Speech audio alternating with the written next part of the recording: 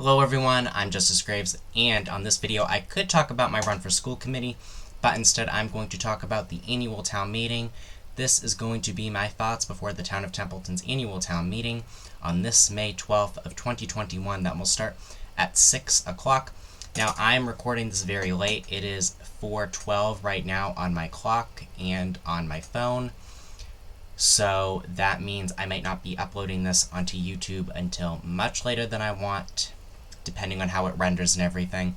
But I am going to talk about my thoughts and what my votes would be before and after, so that you get to see how my mind changes. Now, I'm going to go through article by article. I know that this is really beating it over the head with the discussions and everything, but I want people to understand if they're voting for me in school committee, but also when it comes to how local town events work and town policies get implemented, some of the thought processes that a lot of us who actually take it seriously go through, and how we kind of go through everything in the budget. So I'm going to go through item by item. I'm not going to switch screens because I'm sure we've seen it too many times on this channel what the individual items are.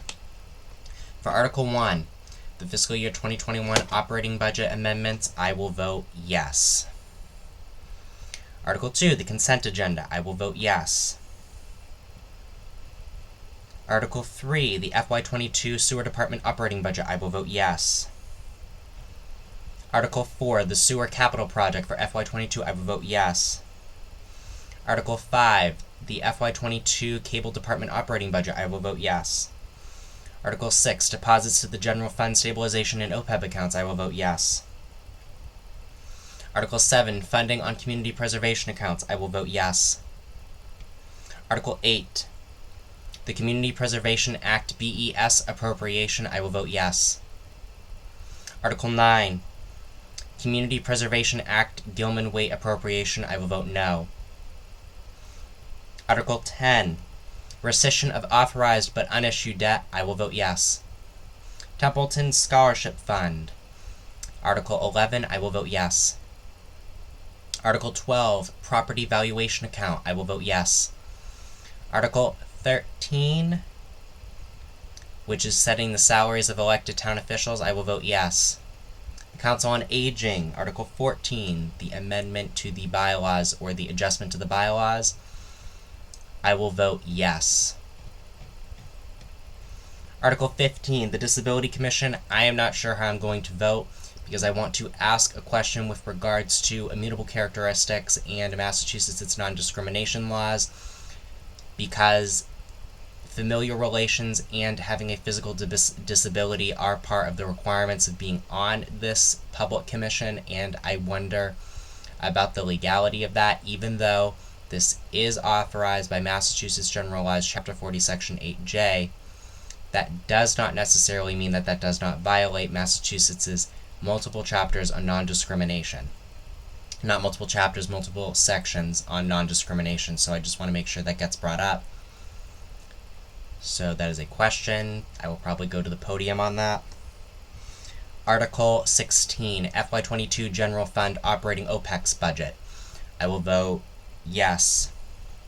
Article 17, FY22 Capital Budget Rolling Stock and Improvements, I will vote yes. And Article 18, FY22 Special Articles, I will vote yes. Article 19, Trackless Multi-Purpose Maintenance Vehicle, I will vote no.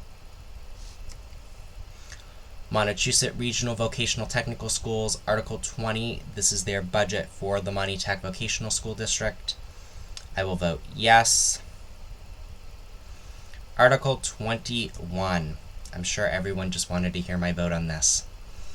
Narragansett Regional School District's operating budget for fiscal year 22, I will vote yes. However, if something gets brought up at the meeting, it will change how I vote rapidly. I don't plan on going to the microphone if I don't have to. I think that that would be a little bit irresponsible for me to go up to a microphone and talk about the budget, even though I am familiar with it, as a means sort of in the public eye to campaign for myself. I don't think I want to do that unless the conversation gets really, really off the rails. I'm going to have a few notes with me just in case, but I don't want to. If I don't have to, I don't want to use a public open meeting to basically run a candidacy to basically promote myself. So we're not going to do that. If we can, the reasons why I am voting yes are because we are not in control of the fact that the state lowered our amounts for transportation and sped transportation. Sped transportation went up, and then I cannot control that MLCs went up, on top of the fact that they're making us do a ton of one-time expenditures through grants and emergency relief funds, such as through ESSER 1, 2, and now 3 is in the works within the House Ways and Means Committee, and there's probably more because there's a ton of money on the line. I have explained the situation to people, and when I explain it in this format, understanding that that is a state-level issue, what other people recognize is that because the school district has really operated off of survival mode for the past year, they think that there was not enough pushback to ensure that this would not be done. This particular budget would not be done through one-time expenditures, and that the school district should have pushed more to alleviate some of this increase, because it is a 3% increase on the budget from last year, and so there's a lot of pushback on this. We will see how this shapes out, and if any other piece of information basically flies off the rails at that meeting, there's a chance, because we are on the precipice, that I could vote no, but as of right now my vote is yes. Article 22, form of budget, my vote is yes. Article 23, citizens petition fluoride warning on water bills, yes.